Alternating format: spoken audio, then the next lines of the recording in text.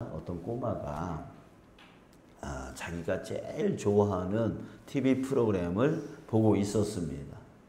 자, 그런데 아주 재밌게 보고 있는데 엄마가 이 아이를 부르면서 야, 가서 저기 편의점에 가서 뭐 좀 사와라 라고 하필이면 자기가 가장 좋아하는 지금 프로그램이 나오고 있는데 그때 엄마가 심부름을 시킨 거예요. 이 아이가 어떻게 반응했을까요? 아이, 싫어요. 안 갈래요. 나 이거 봐야 돼요. 하면서 안 가려고 할 거예요. 근데 이 아이를 움직이게 하는 동기가 뭘까요? 움직이게 할 수 있는 방법. 맛있는 거 사 먹어. 예. 이런 거 아닐까요? 요즘 애들 돈 좋아하잖아요. 예. 그래서, 야, 용돈 줄게. 라고 하니까 단박에 일어나서 심부름을 하지 않을까. 예, 그래요. 이 아이를 움직이게 만드는 동기, 바로 돈일 수 있습니다. 자, 우리도 그럴 거예요. 우리가 이 시간에 어디서, 딴 데서 100만 원을 준다. 그냥 무조건 준다. 라고 하면 여러분 갈등되지 않겠어요? 뭐 갈등은 무슨 갈등이에요. 저도 가겠어요.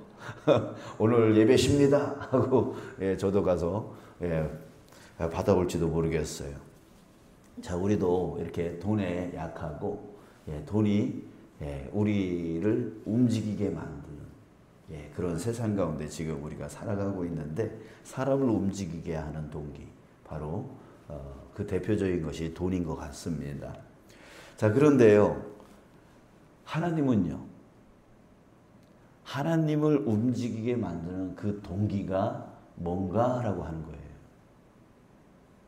하나님도 역시 마찬가지로 우리가 돈에 의해서 움직이는 것처럼 하나님도 돈에 의해서 움직이실까요? 하나님을 움직이게 만드는 게 돈일까요? 자, 그렇지 않습니다. 헌금을 많이 낸다고 하나님이 더 많이 복을 주는 것이 아니다. 그것을 우리가 성경을 통해서 우리가 알 수가 있죠. 특별히 예수님께서 말씀해 주셨던 과부의 2렙돈, 그 아무것도 아닌 돈인데 이 과부가 이들 중에서 가장 많이 하나님 앞에 드렸다라고 말씀을 하셨어요. 그러니까 그 액수의 중요함이 아닌 것, 그것이 하나님의 기준인 거죠. 헌금은 왜 드려야 되냐면 하나님이 내게 은혜 주셨으니까 그 은혜에 대한 감사, 그 은혜에 대한 감사로 하나님 앞에 나의 최선을 주님 앞에 드리는 게 바로 헌금이지, 하나님한테 내가 복 받으려고 하나님 앞에 헌금하는 것이 아니라는 거죠. 여러분, 만약에 복 받으려고 헌금을 했다, 이걸 뭐라 그래요?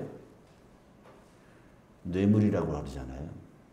하나님 앞에 뇌물은 통하지가 않아요. 뇌물은 통하지 않아요. 또 선한 일 많이 하면, 또 교회에서 헌신 많이 하면, 그러면 하나님을 움직이게 만들 수 있을까요?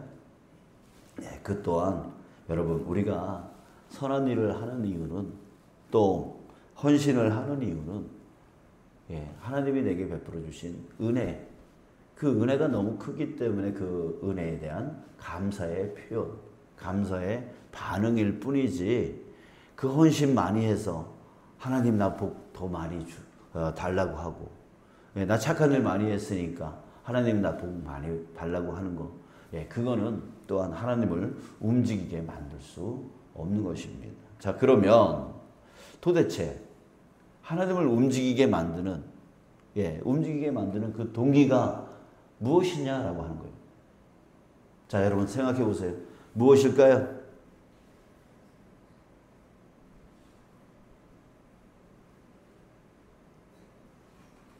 답이 나올 때까지 제가 기다려 볼까요? 무엇일까요? 궁금하지 않으세요? 정말 내가 기도를 해도 하나님이 내 기도를 응답해 줄 수 있는, 그 하나님을 움직이게 만드는 그 동기, 그것만 안다면 여러분, 우리는 그 은혜 가운데서 풍성함을 누리며 살아갈 수 있을 겁니다. 자, 오늘 그것을 한번 풀어보려고 합니다. 자, 오늘 본문에서 그 답이 나와요. 답이 나와요. 4절, 5절 함께 보세요. 여러분들이 찾아보세요. 4절, 5절 제가 읽을 테니까요. 가나안 땅 곧 그들이 거류하는 땅을 그들에게 주기로 그들과 언약하였더니 이제 애굽 사람이 종으로 삼은 이스라엘 자손의 신음소리를 내가 듣고 나의 언약을 기억하노라. 자, 답을 찾으셨어요? 뭐죠? 언약. 그렇죠? 언약, 약속이에요. 하나님을 움직이게 만드는 동기가 뭐냐면 약속이라고요. 약속. 하나님은 약속을 하신 것을 결코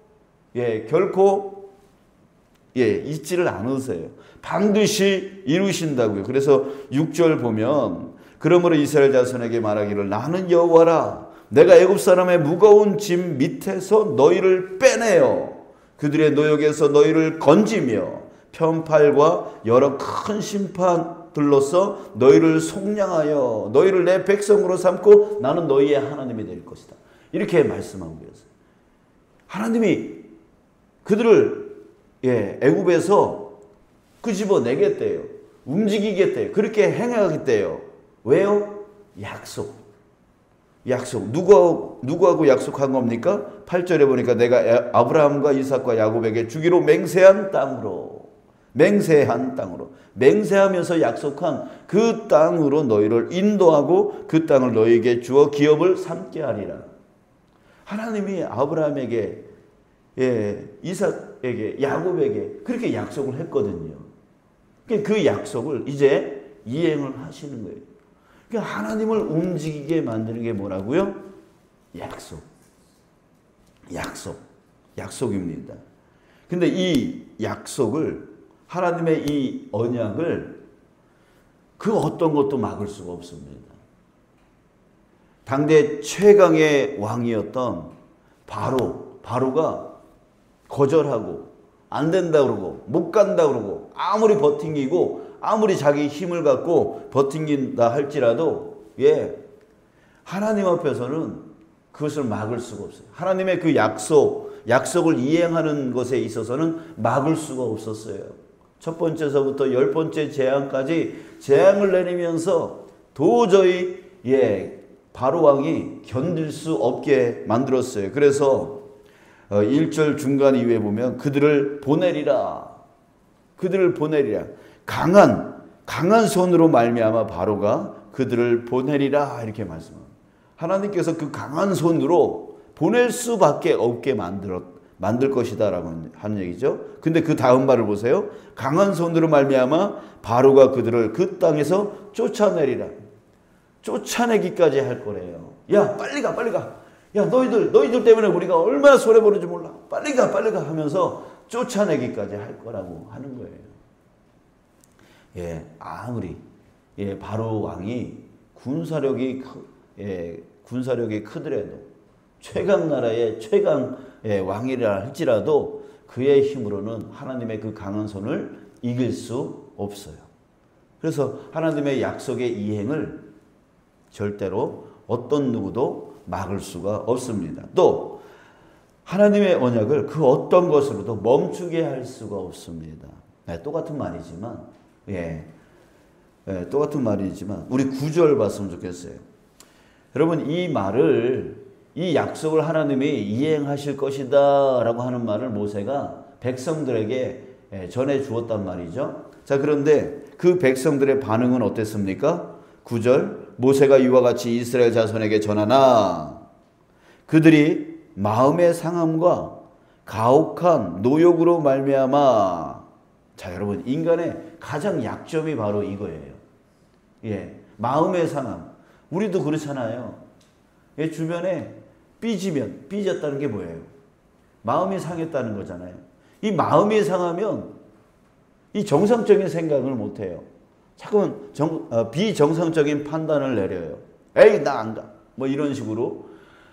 정말 구원이 얼마나 소중한 것인데도 불구하고 자기 감정 상하면은 그 구원도 버리겠다라고 하는 게 사람이란 말이죠. 그러니까 마음이 상했어요. 또 가혹한 노역, 힘들어요. 힘들면 또 포기하죠.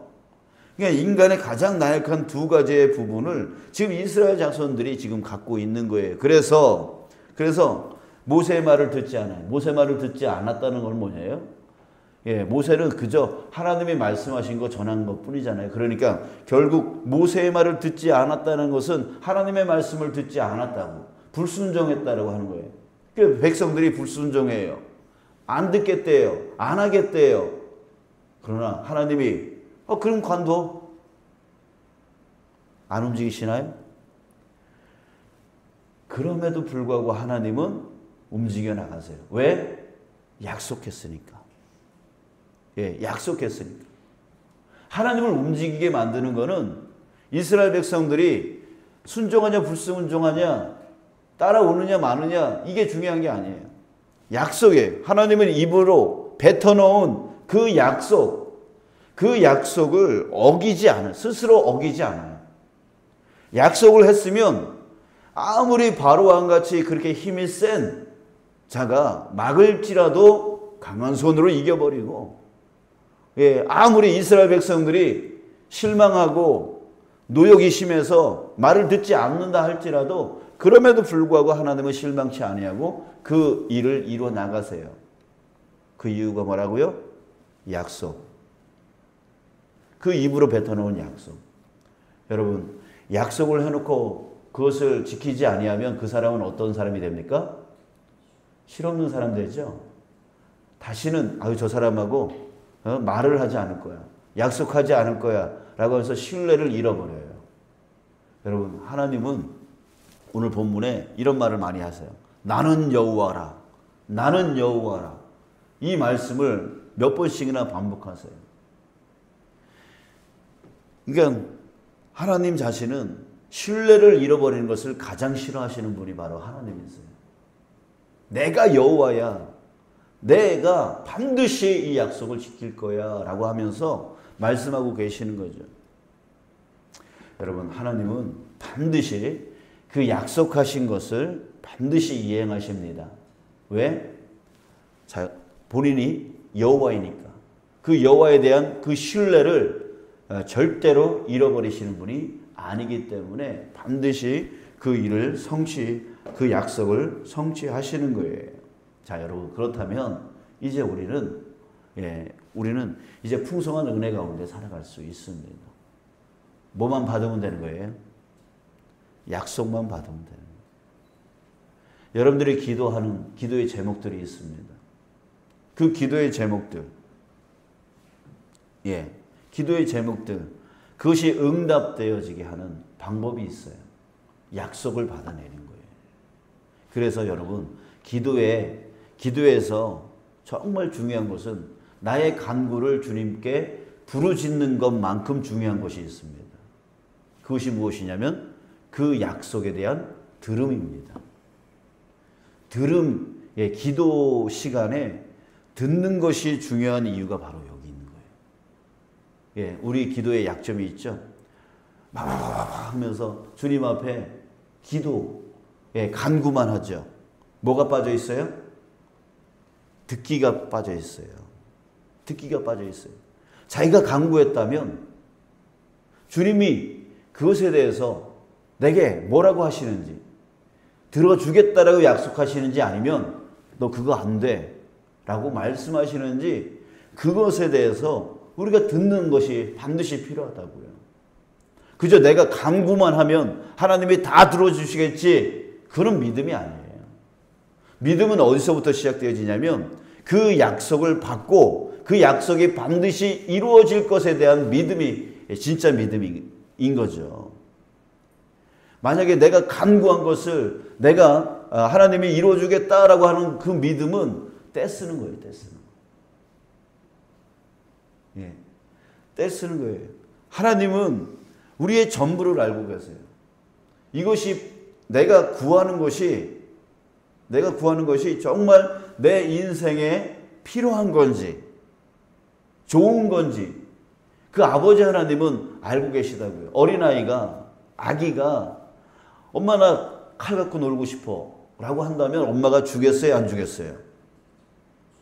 안 주겠죠. 왜? 위험하잖아요. 이 아이가 아직 칼을 사용할 줄 아는 그런 나이가 되지 않은, 성장하지 않았단 말이죠. 그러면 엄마는 이 아이가 간구를 하더라도 절대로 주지 않을 거라고 하는 거죠. 그런 것처럼 우리도 몰라요.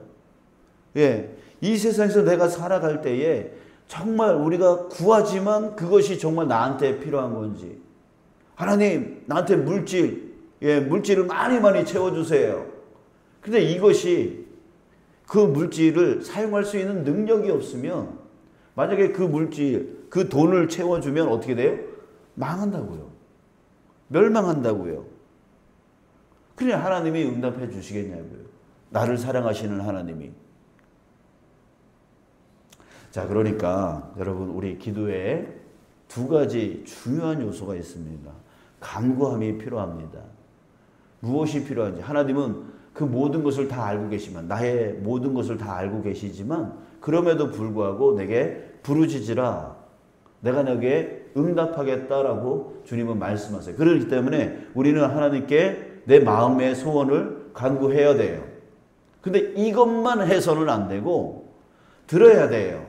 하나님을 움직이게 만드는 것은 바로 약속이기 때문에, 약속한 것에 대한 하나님이 그 약속을 성취하기 위하여 움직여 나가시기 때문에, 자, 그렇기 때문에 하나님 정말 이것을 들어주시겠습니까? 안 들어주시겠습니까? 하면서 주님 앞에 머무르면서 주님의 뜻을 깨닫고, 주님이 정말 응답해 주실 건지 말 것인지에 대한 그 약속을 잠시 들을 수 있어야 되는 거예요. 그게 들리지 않으면 또 다시 간구하면서 또 들으려고 하고, 또 간구하면서 또 들으려고 하고, 예, 그것이 바로 우리의 기도가 되어야 된다고요. 자, 시편 25편 5절 보면은, 예, 시편 기자가 이렇게 말합니다. 주의 진리로 나를 지도하소서, 교훈하소서. 주는 내 구원의 하나님이시니 내가 종일 주를 기다리니이다. 내가 종일 주를 기다립니다. 주님께서 내게 응답해 주실 때까지, 주님께서 나에게 약속의 응답을 주실 때까지 내가 종일 기다리겠습니다 라고 말하고 있고요. 시편 22편 2절에서 하나님이여, 내가 낮에도 부르짖고 밤에도 잠잠치 아니하거니와 하오나 응답지 아니하시니이다, 이렇게 말하고 있어요. 응답할 때까지. 응답은 내가 간구한 것이 성취되어지는 응답을 얘기하는 게 아니라, 주님께서 내게 약속해 주시는지, 이 일이 반드시 일어날 것이라고 약속해 주시는 건지에 대한 주님의 응답, 대답, 이것을 말해주고 있는 거예요. 자, 여러분, 하나님을 움직이게 만드는 것이 무엇이라고요? 약속. 그러니까 여러분들이 하나님께 간구하세요. 뭐 건강을 위해서 간구하든, 물질을 위해서 간구하든, 예, 삶을 위해서 간구하든, 무엇을 위해서 간구하든 간에 간구하세요. 그리고 기다리세요. 잠잠히 주님 앞에 응답을 기다리세요. 주님이 정말 내게 약속해 주시는지 내가 이루리라. 내가 너에게 반드시 그것을 채워주리라. 반드시 그것을 이루어주리라. 라고 그것을 응답해 주시는지, 그것을 우리는 들을 수 있어야 돼요. 만약에 주님께서 내게 그것을 응답해 주실 때, 사람마다 그 느낌이 틀리겠지만 저에게 주시는 그 응답해 주시겠다라고 하는 그 약속이 임할 때는 평안이 임하더라고요. 확신이 임하더라고요. 그래 하면서 뭔가 불안한 모든 근심, 걱정, 두려움 이런 것들이 싹 사라지면서 평안이 임해요. 이 평안은 바로 하나님이 임재할 때 일어나는 현상이죠. 하나님이 임재할 때.